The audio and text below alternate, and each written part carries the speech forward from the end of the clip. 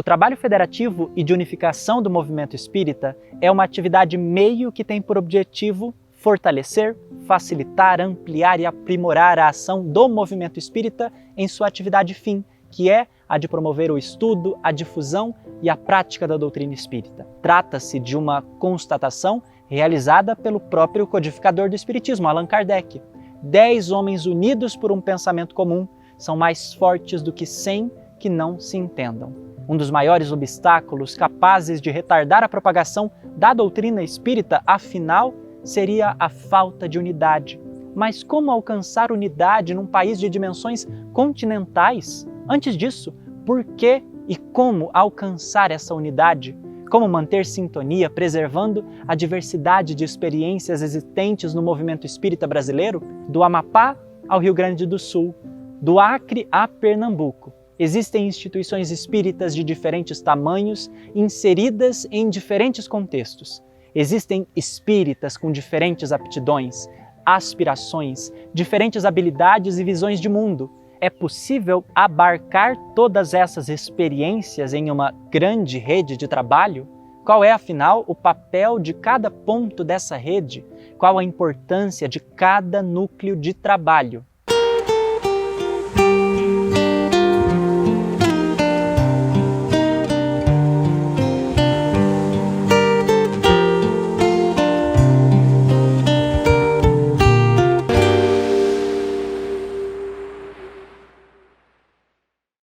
Unificação do movimento espírita. É o tema do capítulo 2, ainda na primeira parte de Orientação ao Centro Espírita. Para aprofundar nessas questões e ampliar a nossa investigação sobre esse documento orientador, hoje nós conversaremos com Marta Antunes Moura, vice-presidente da Federação Espírita Brasileira e coordenadora da Área de Unificação do Conselho Federativo Nacional da FEB. Esther Fregosi, presidente da Federação Espírita Catarinense, e Sandra Maria Borba Pereira, trabalhadora da Federação Espírita do Rio Grande do Norte e coordenadora adjunta da área de Infância e Juventude do CFN da FEB. Lembre-se de escanear o QR Code que aparece na sua tela para acessar os materiais que nós estamos fazendo referência ou ainda visitar febnet.me/OCE. Vamos juntos? Nós vamos fazer uma breve exposição a respeito da unificação do movimento espírita brasileiro. E de uma maneira geral, unificação da maneira geral do movimento espírita. Nós temos como fundamentação doutrinária orientações advindas da codificação, das obras codificadas por Allan Kardec, e também, e sobretudo, a parte moral, o Evangelho de Jesus.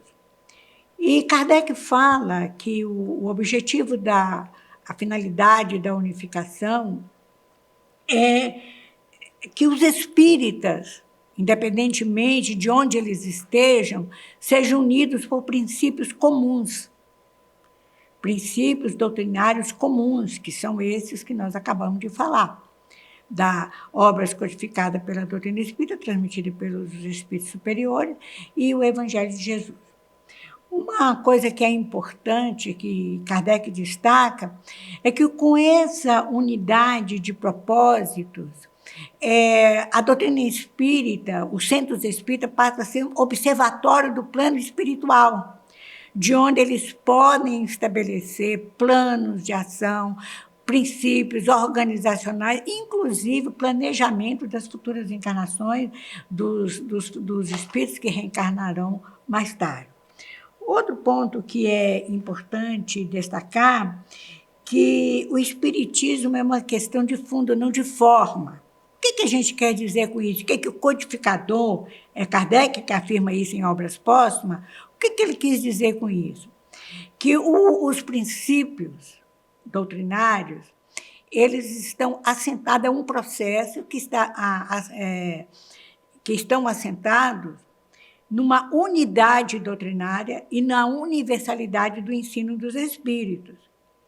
A unidade doutrinária, que são aquelas que foram transmitidas pelos espíritos orientadores da humanidade, os guardiões planetários, como nos fala Humberto de Campos, e que Kardec codificou, materializou no nosso plano. Então, essa unidade doutrinária é a unidade que rege o entendimento mútuo de todos os espíritas em todas as partes do mundo. E a universalidade do ensino dos espíritos significa que não há uma verdade particular. Um estudo, um ensino, uma orientação doutrinária que serve para mim, serve para o outro espírito e serve para o outro irmão de humanidade. Isso se chama universalidade do ensino dos espíritos. Então, com base nisso, o processo de unificação, a unificação, o conceito de unificação, ele parte por 3, digamos, diretrizes básicas, que é o estudo, a divulgação ou difusão da doutrina espírita e a sua prática. Então, nós temos que trabalhar para manter a unidade e universalidade do ensino dos espíritas através do estudo, da difusão e da prática espírita. E isso é muito importante porque nós vivemos, a nossa humanidade é muito heterogênea, não só em termos de histórico, mas histórico-culturais. E mesmo no ambiente espírita, no meio espírita, há uma diversidade muito grande. Experiências reencarnatórias, experiências vividas na própria encarnação, muito diversas. Então, nós temos que ter um mesmo princípios que nos governam, que nos dirigem. O que não significa que vai homogeneizar, fazer que todo mundo vai trabalhar um princípio de acordo com uma ideia só. Não, cada um tem a sua capacidade interpretativa, a sua disposição e possibilidade de vivenciar esses ensinamentos. Contudo, dentro de fundamentos ou princípios básicos, que é justamente essa unidade de princípio, unidade doutrinária, e a universalidade do ensino dos espíritos. Se todos os espíritos compreendem isso, se chama como se nós estivéssemos construindo um edifício, a base, os fundamentos. A partir daí, se ergue esse edifício. Então, a finalidade é fortalecer, nós temos como finalidade fortalecer o movimento espírita, fortalecer as casas espíritas, os trabalhadores espíritas, fazendo que cheguem a todos eles essas orientações que nós acabamos de falar. Então, no Brasil, agora vamos mais aqui, a partir de um princípio de uma organização federativa. Assim, no livro Brasil, Coração do Mundo, Pátria do Evangelho, o espírito Humberto de Campos, através da mediunidade do Chico Xavier, transmite uma orientação de Ismael, que o processo federativo ainda é o melhor. Então, a partir dessa ideia de um processo federativo para organizar o movimento espírita no Brasil, que está estabelecido num documento chamado Pacto Áureo. Então, a partir daí, organizou-se toda a estrutura federativa do Brasil. As federativas estaduais, a criação do Conselho Federativo Nacional, da FEB, que coordena isso, as casas espíritas que estão ligadas às federativas ou uniões, que no Brasil nós temos duas federativas que são chamadas uniões, União Espírita Mineira e União Espírita Paraense. Então, esse é o processo, mas é um processo que não é verticalizado, ele seria mais circular. Nós divulgando, nós levando o estudo da doutrina espírita e do Evangelho de Jesus, fazendo a difusão, como nós estamos fazendo aqui agora, e, ao mesmo tempo, exercitando a prática desses princípios, que isso aí passa a ser individual, então nós estaremos realizando um trabalho de unificação. Eu agradeço a Marta pela exposição inicial. Nós seguiremos conversando sobre a unificação do movimento espírita, agora em uma roda de conversa com a participação da Sandra e da Esther, que acompanham conosco remotamente essa atividade, e a quem agradeço pela participação. Para abrir, então, essa roda de conversa, gostaria de voltar em um elemento da exposição inicial da Marta e perguntar, Marta, como é que nós poderíamos conceituar a unificação do movimento espírita? Então, reforçando a ideia, a unificação do movimento espírita, ela está voltada para um trabalho, um processo junto ao trabalhador espírita. Então, unificação do movimento espírita está voltada para o trabalhador espírita. Nós vamos, através desse trabalho, implantar estudos. O trabalhador tem que ser esclarecido doutrinariamente.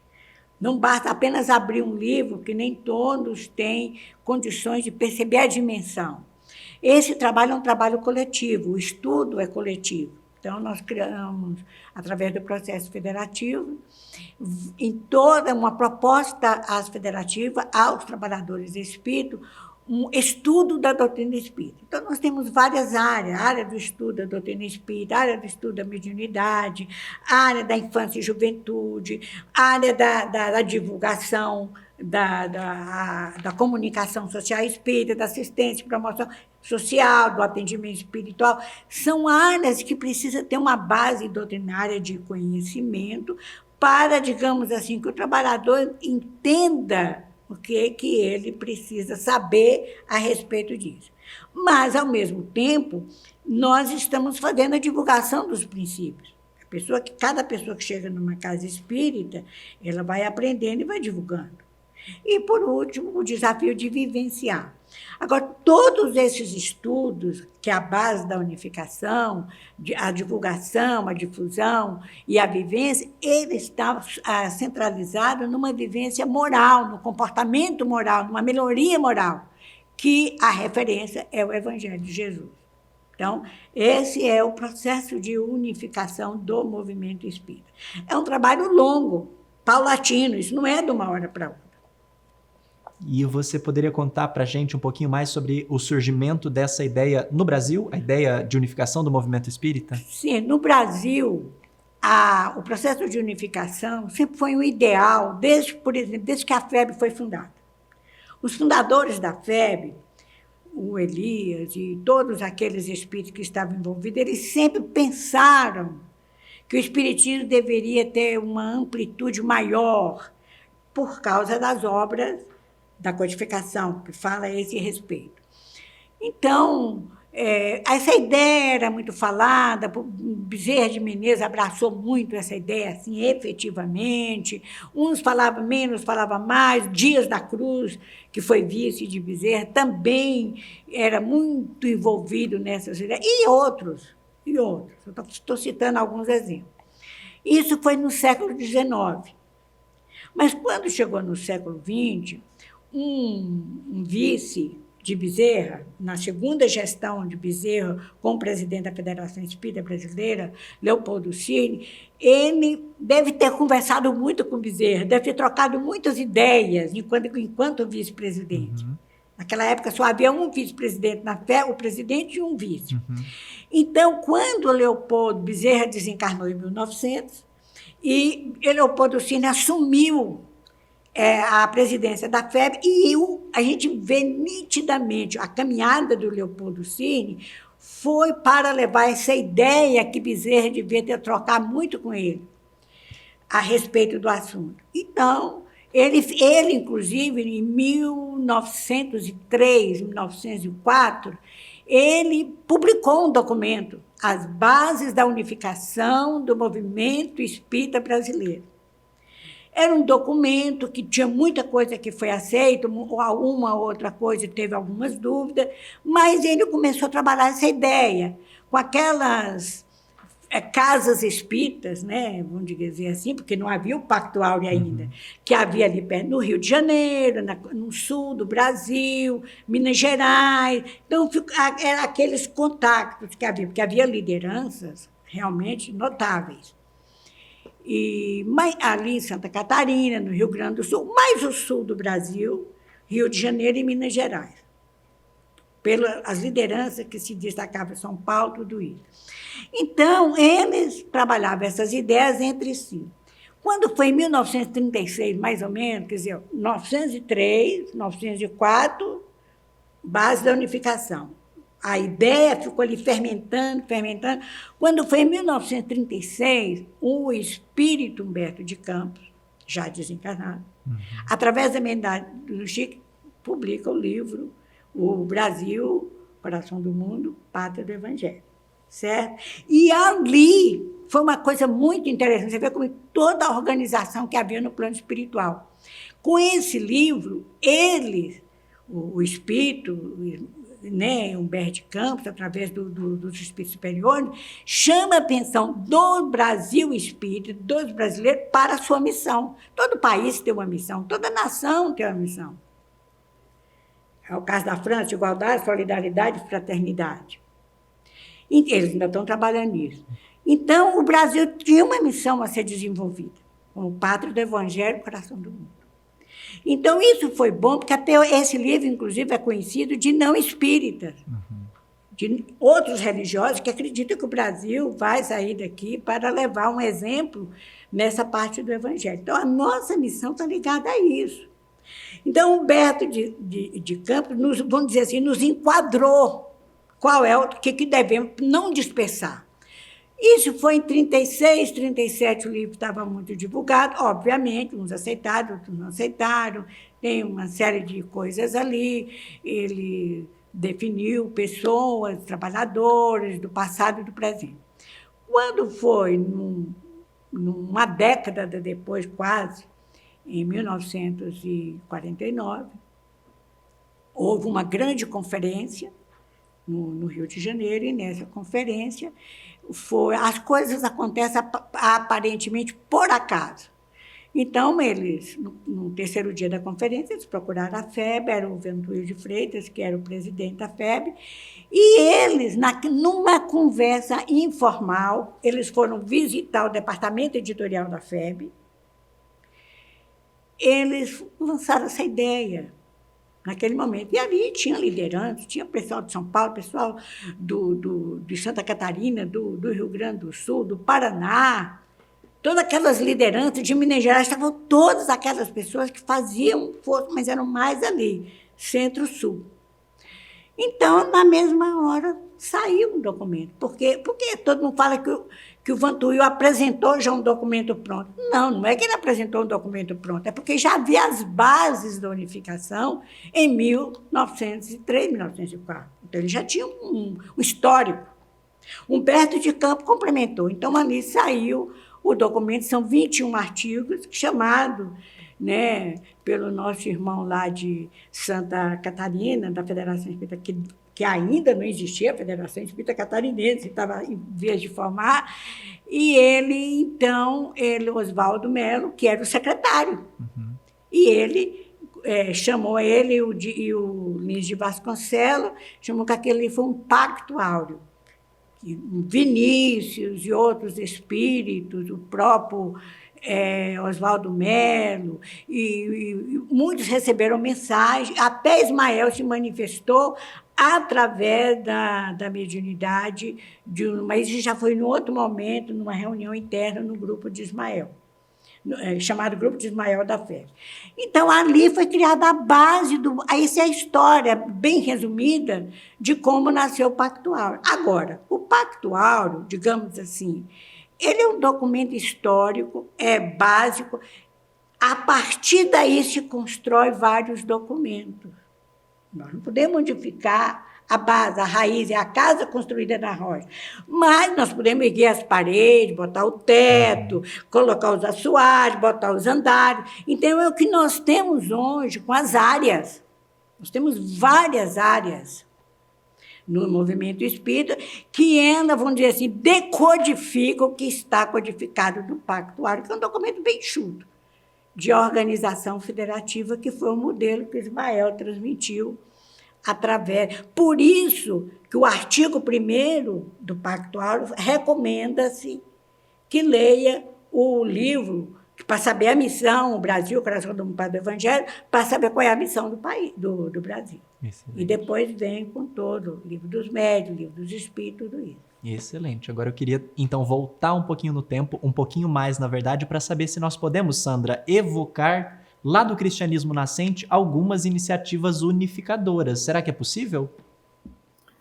Olá, nosso cumprimento a todos, parabenizar essa iniciativa tão importante da Federação Espírita Brasileira de socializar aí o documento Orientação ao Centro Espírita. Cumprimentar vocês, especialmente você, Tiago, Marta e Esther.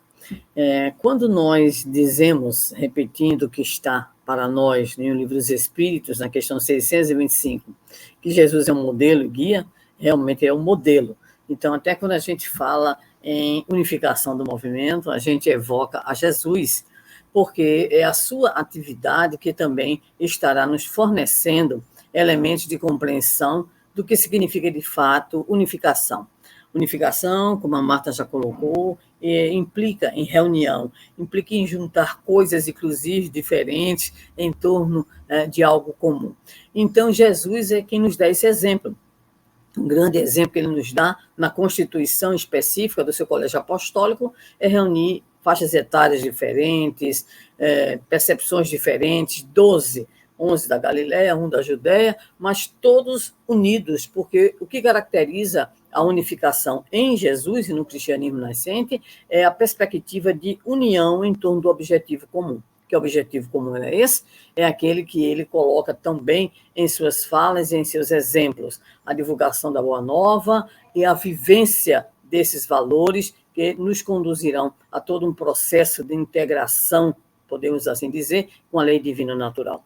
Mas nós vamos encontrar algo muito interessante em Atos dos Apóstolos, capítulo 11, em especial, versículo 19 a 30, que é uma situação que envolve um discípulo que recebe uma homenagem muito especial de Emmanuel. Eu vou dizer quem é essa figura. O que é que ocorre? Com a perseguição aos cristãos encetada por Saulo de Tarso, há uma dispersão, vamos dizer assim, de muitos judeus que vão procurar Fenícia, Chipre, Antioquia. E aí, então, a igreja em Jerusalém sabe que em Antioquia havia um grande trabalho de divulgação da mensagem de Jesus e enviam para lá aquele que nós poderíamos chamar um missionário da unificação, que foi Barnabé.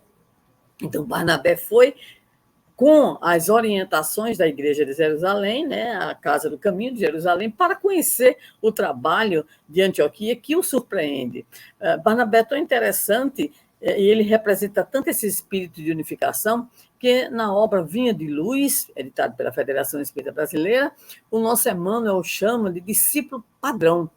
E ele vai evocar algo muito importante para identificar a figura de Barnabé. Ele vai dizer que Barnabé unia almas ao Senhor. É exatamente o grande sentido da unificação, a união. Mas a grande figura, Tiago, caras amigas, e a grande figura é sempre evocada quando se fala em unificação, que é a figura de Paulo de Tarso. Com o quê? Primeiramente, com a preocupação dele de difusão da mensagem, constituição dos núcleos, mas não só constituição.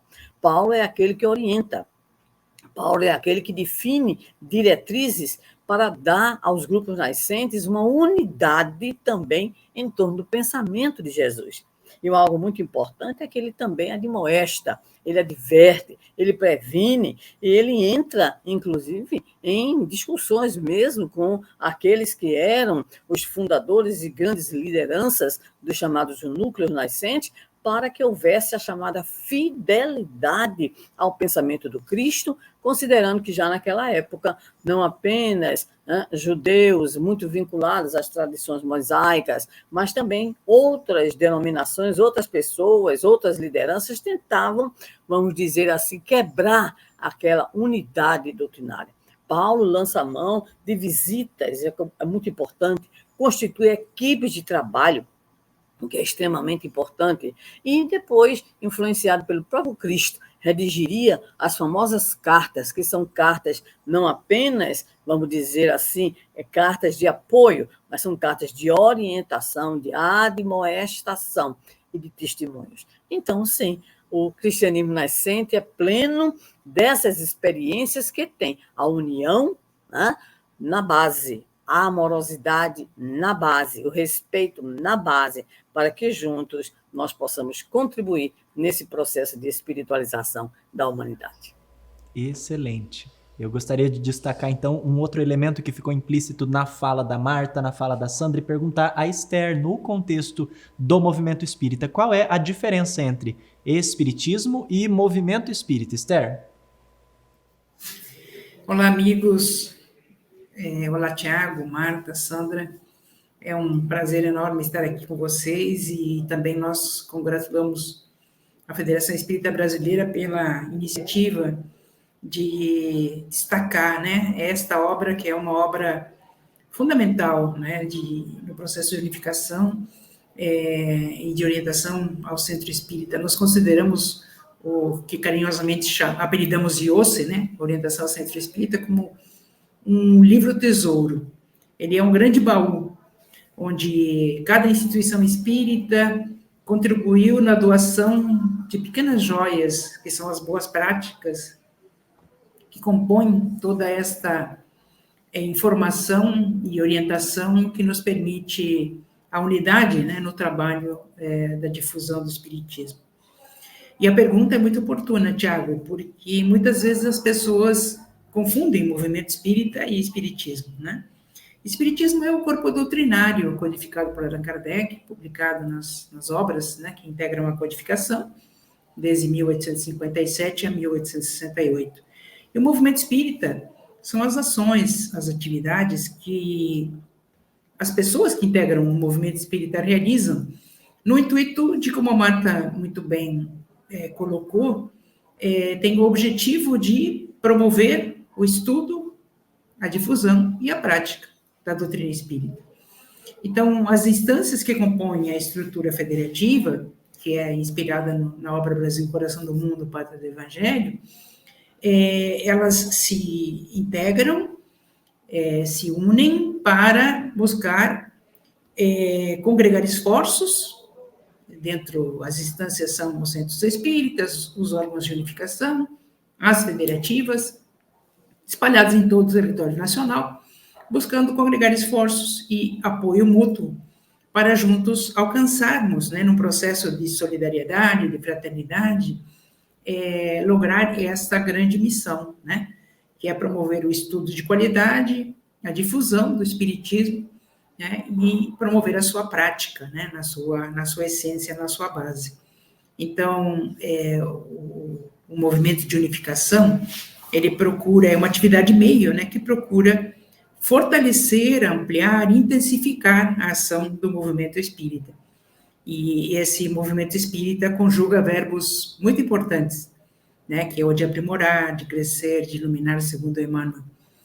Então, estamos radiantes com a oportunidade de podermos conversar a respeito desses aspectos que são tão importantes e que muitas vezes não são bem compreendidos, né? As diretrizes, as orientações que o movimento federativo oferece, elas são fruto de um trabalho coletivo, de uma construção conjunta, fruto do esforço e da contribuição, né, que cada instituição espírita em nosso grande país, né, o nosso país continental, oferta para que juntos possamos crescer e alcançar os nossos principais objetivos.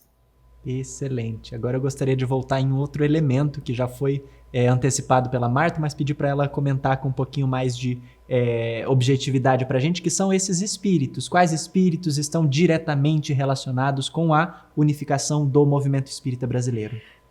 Nós citamos alguns, né, que desde a fundação da FEB, ou antes da fundação da FEB, melhor dizendo, como o Bittencourt Sampaio, né? O Bittencourt Sampaio foi o primeiro que a gente se destaca dentro do contexto, antes da fundação da FEB, como um dos espíritos que ainda continua e permanece envolvido no processo de unificação. Só que o Bittencourt ele trabalha muito a parte do comportamento moral, ainda que a parte doutrinária esteja presente. Mas o próprio fundador da FEB, Elias da Silva, a todos aqueles espíritos que estiverem envolvidos, mas se destaca no processo, entre todos eles, nós falamos, Leopoldo Cine, Dias da Cruz, e o próprio general Marechal Everton IV, todos aqueles, mas o que se destaca é o Dr. Bezerra de Menezes, Adolfo Bezerra de Menezes. Adolfo Bezerra de Menezes, não só quando ele estava encarnado, Ele trabalhava muito essa ideia quando, depois que ele desencarnou, ele pegou um fôlego que não acaba nunca. Tem até a história que ele poderia estar, digamos, vivendo em planos mais elevados, mas ele falou que queria continuar aqui. Então, o Bezerra de Menezes, inclusive, tem uma coisa, meus irmãos e irmãs, que é importante destacar. O Pacto Áureo foi em 49, 50, aí ficou quase uns 5, 10 anos organizando. Na década de 60, 1963, lá na Comunhão Espírita Cristã de Uberaba, o Chico Xavier, já morando lá, recebe uma mensagem de Bezerra de Menezes chamada unificação. Essa mensagem, vamos dizer assim, colocou nos trilhos o processo de unificação, porque essa mensagem, ela merece assim, seminários, porque ela estabelece todas as normas, todo o caminho que devemos trilhar para fazer a unificação. Ele começa a mensagem, me permitam fazer uma leitura rápida, ele começa falando assim, olha essa frase de efeito: o serviço de unificação em nossas fileiras é urgente, mas não é apressado. Então, você vê que é uma coisa que vai longe. E por quê? Ele fala, parece que uma coisa está anulando a outra, mas por quê? É urgente porque define o objetivo a que todos devemos visar, mas não é apressado para não violentar a consciência. Cada um tem um tempo, tem um ritmo para entender os processos. E Bezerra, ele vai discorrendo. Quem gosta da filosofia fica com a filosofia, da ciência com a ciência, da moral com a moral, e vai. E ele tem um outro destaque muito importante, que ele fala. Ele diz, Allan Kardec nos estudos, nas cogitações, nas atividades, nas obras, a fim de que a nossa fé, olha isso, irmãos, a fim de que a nossa fé não faça hipnose. Qual o domínio da sombra, pela qual o domínio da sombra se estabelece sobre as mentes. Então, por que Kardec? Porque o Kardec veio cumprir uma promessa do Cristo que iria explicar, no devido momento, né, a lei de amor que ele ensinou. Então, a noção de Deus único que Moisés trouxe na primeira revelação. Então, agora a verdade, o Espírito da verdade, o próprio Cristo trouxe a doutrina espírita. E, para encerrar, Bezerra realmente o que se destaca com toda a sua equipe, que não é só no Brasil, também se estende os braços para fora do país, amor de Jesus para todos, verdade de Kardec para todos. Amor de Jesus sobre todos, verdade de Kardec para todos. Excelente. Eu posso antecipar, inclusive, que essa mensagem será o destaque de um dos episódios especiais dessa nossa primeira temporada de orientação ao Centro Espírita. Gostaria de seguir conversando sobre o nosso documento orientador, especificamente agora perguntando a Sandra qual é a importância de orientação ao Centro Espírita para as nossas instituições espíritas. Sandra. Ok, Tiago. É importante registrar que a escrita ela significa uma conquista na história da humanidade. A tradição oral, é claro, ela teve e tem ainda a sua importância na história comunicacional da humanidade. Mas o registro, a escrita especificamente, tem um valor de recorrência, de memória, de consulta, possibilitando maiores análises, maiores críticas. Então, o documento Orientação do Centro Espírita é um avanço para nós, sob o ponto de vista da tradição espírita, que nasce com o livro espírita, que nasce com a codificação, ou seja, não poderíamos negar, né, essa vinculação. Agora, é importante identificar que o Orientação Centro Espírita é um documento coletivo, ele é impessoal, tá? Ele apresenta as diretrizes ancoradas na codificação e em outros documentos gerados pelo Conselho Federativo Nacional. Visando o quê? Visando principalmente contribuir com o Centro Espírita, célula básica do movimento, na sua implantação, desenvolvimento e aprimoramento das suas atividades. Podemos dizer que a importância desse documento é como uma bússola. A bússola aponta o norte, e no nosso caso é o norte das realizações equilibradas, que devem possuir como filtros Jesus e Kardec. Esse documento também é uma espécie de prevenção ao personalismo na condução das ações da instituição espírita, evitando as chamadas práticas de cunho pessoal ou de pequeno grupo, ou de pequenos grupos, com bases nos achismos, nas visões reduzidas, né? E isso não cabe dentro do movimento espírita. Podemos dizer ainda que esse documento é uma espécie de carta de propostas, né, para que homens e instituições eles se unam em torno da obra que compete à doutrina espírita e ao movimento espírita realizarem, como, por exemplo, a construção de uma cultura de paz, a educação da humanidade com base em princípios imortalistas, renovação dos costumes com base na fraternidade, superação do materialismo devastador, fortalecimento dos ideais de justiça, de amor e de caridade. Sinteticamente, podemos dizer que também proporciona essa noção de pertencimento da criatura trabalhadora e da instituição, o pertencimento a uma comunidade que tem uma base comum, que tem também um compromisso. E, finalmente, é poder proporcionar, quando nós adotamos, vamos dizer assim, as diretrizes e as orientações, o que a Marta colocou na sua fala, né? É oportunizar a espiritualidade, melhores canais, né, para que nós possamos cada vez mais desenvolver a contento as tarefas que nos competem no movimento espírita. Excelente. Agora, se nós entendemos a unificação como essa via de mão dupla entre as instituições e as instâncias unificadoras, eu pergunto, Esther, o que é que promove e o que é que desagrega a unificação? Dá para você destacar para a gente esses dois elementos? Com certeza, Tiago. E a nossa primeira e principal inspiração é o próprio codificador, o Sr. Allan Kardec. No livro dos médiuns, pontualmente, no item 348, ele vai dizer com bastante ênfase de que o principal obstáculo para a expansão do espiritismo seria a falta de unidade.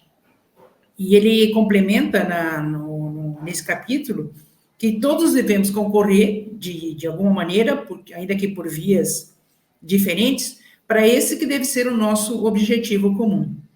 Então, buscar esta unidade na nossa ação é fundamental, e para que nós possamos efetivamente nos envolver, nos comprometer com esse processo de unificação, que evidentemente é resultado de um esforço coletivo, é imprescindível que nós conheçamos a nossa estrutura federativa, que reconheçamos as diferentes instâncias que a compõem e, ao mesmo tempo, que verifiquemos de que essa proposta de trabalho coletivo, de trabalho conjunto, da soma de esforços para a busca desse objetivo comum, ela requer, evidentemente, uma adesão, né, uma integração a esse trabalho que o movimento espírita realiza.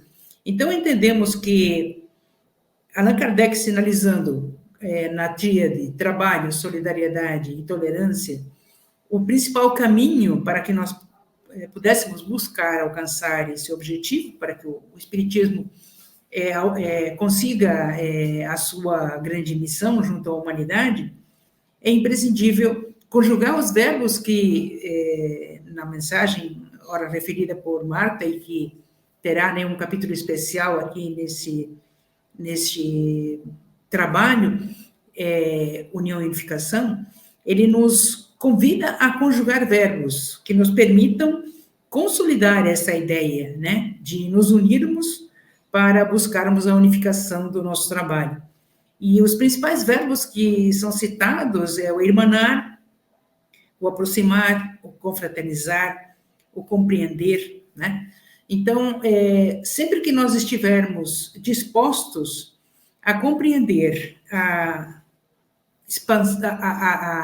grande missão que o Espiritismo tem para conosco na humanidade, reconhecermos que somos elementos e protagonistas desse processo, buscarmos estarmos próximos, nos apoiarmos mutuamente, respeitando, evidentemente, as nossas diferenças, mas buscarmos potencializar as nossas ações para que o Centro Espírita, que na verdade, a grande célula que promove, junto à sociedade, né, a difusão das verdades do Espiritismo, logre o seu êxito.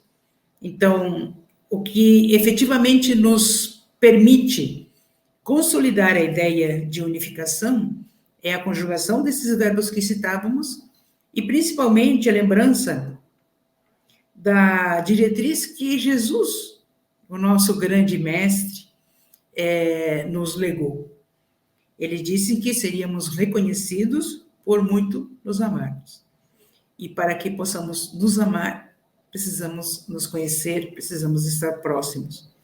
Então, a aproximação de almas, né, que foi citada tão belamente por Sandra, quando fez referência a Barnabé e a Paulo, que são personagens que nos inspiram muito, nos convidam a esse grande desafio.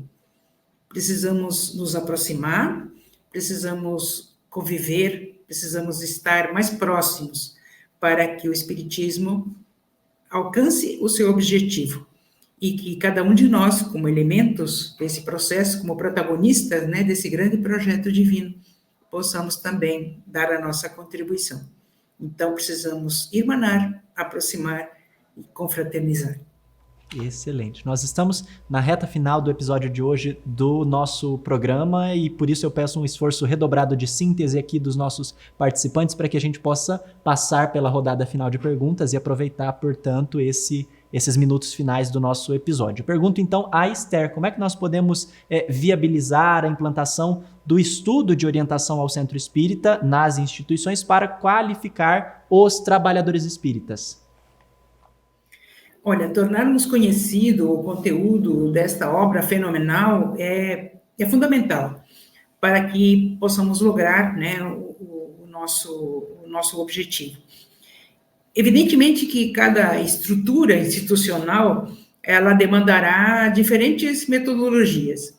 E aqui, uma vez mais, usando a orientação do nosso codificador, o senhor Allan Kardec, vamos verificar que as instituições com estrutura menor, elas têm menores dificuldades de implantação do estudo para os trabalhadores desses conteúdos preciosos que permitirão a qualificação, né, contínua das suas atividades.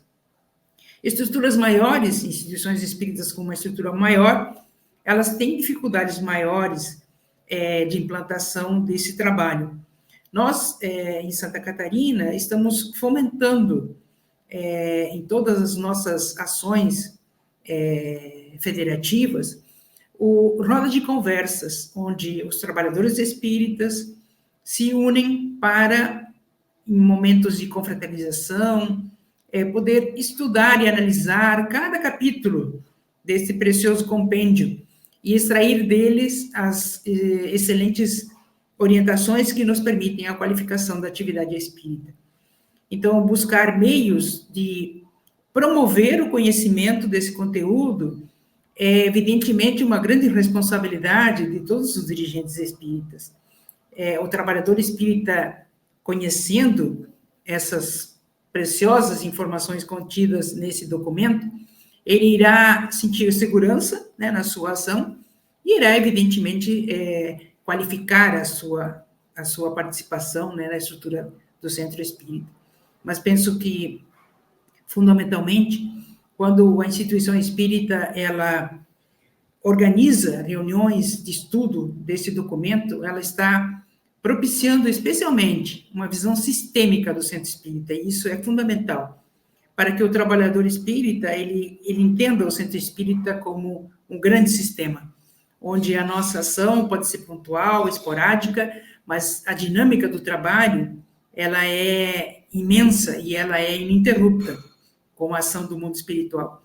Então, cremos que este opúsculo, ele precisa, sim, de um maior esforço das nossas lideranças, no sentido de promover este conhecimento e esta análise, este estudo dessas orientações que nos permitirão, sem dúvida nenhuma, preparar o Centro Espírita do próximo milênio. Excelente, Esther, obrigado pela contribuição. Sandra, também para finalizar, nós estamos fazendo referência aqui sobre o quanto a orientação ao Centro Espírita foi uma construção coletiva. É essa construção coletiva que confere ao documento a legitimidade necessária como elemento de união? Sem dúvida alguma, Tiago, porque ressaltamos mais uma vez, não é uma imposição, não é uma espécie de formulário que tem que ser seguido à risca, é uma sugestão. Tudo aquilo que o Conselho Federativo Nacional apresenta ao movimento tem um caráter sugestivo. Por isso, o documento não tem a cara de nenhum estado nem de nenhuma região. Por isso, a gente pode até encontrar alguma coisa aqui e acolá, no norte, no sul, no leste, no oeste, alguma coisa um pouquinho diferente, alguma coisa que não é aquilo exatamente que eu faço, que nós fazemos em nossas regiões, em nossos estados. Mas, prestemos atenção, tudo isso dentro da perspectiva de que todo o trabalho guarda a unidade doutrinária, ou seja, guarda o seu apoio na qualificação e, principalmente, essa unidade vai garantir a organização do movimento e estimular a união dos espíritas. Então, é um processo altamente legítimo, porque fundado no espírito da coletividade. Marta, solidários nós seremos união, separados nós seremos pontos de vista. É uma orientação mais do que atual, não é mesmo? Exatamente. É outra mensagem de Bezerra de Menezes, e que essa frase ela abrange 2 pontos fundamentais: a unificação do movimento espírita e a união dos espíritos. A união dos espíritos. A unificação, apesar de ser um trabalho coletivo e todo bem estruturado, como foi bem falado aqui tanto pela Sandra quanto pela Esther, ela precisa que haja um entendimento entre os espíritos, uma união fraterna, solidária, amiga, construção, que eu costumo dizer, de pontes de entendimento. Então, através dessa união, desse processo de boa vontade, nós conseguiremos erguer o edifício da unificação no nosso país. Excelente. Agradeço a Marta, a Esther, a Sandra pela participação, pela disponibilidade. A você também que acompanhou esse episódio. Lembre-se de escanear o QR Code que aparece na sua tela ou acessar febnet.me/OCE para fazer download gratuito do documento Orientação ao Centro Espírita e de outros documentos e materiais de apoio que possam ser úteis. Na próxima semana, nossa reflexão será sobre a gestão do Centro Espírita. Nos vemos por aqui, até lá!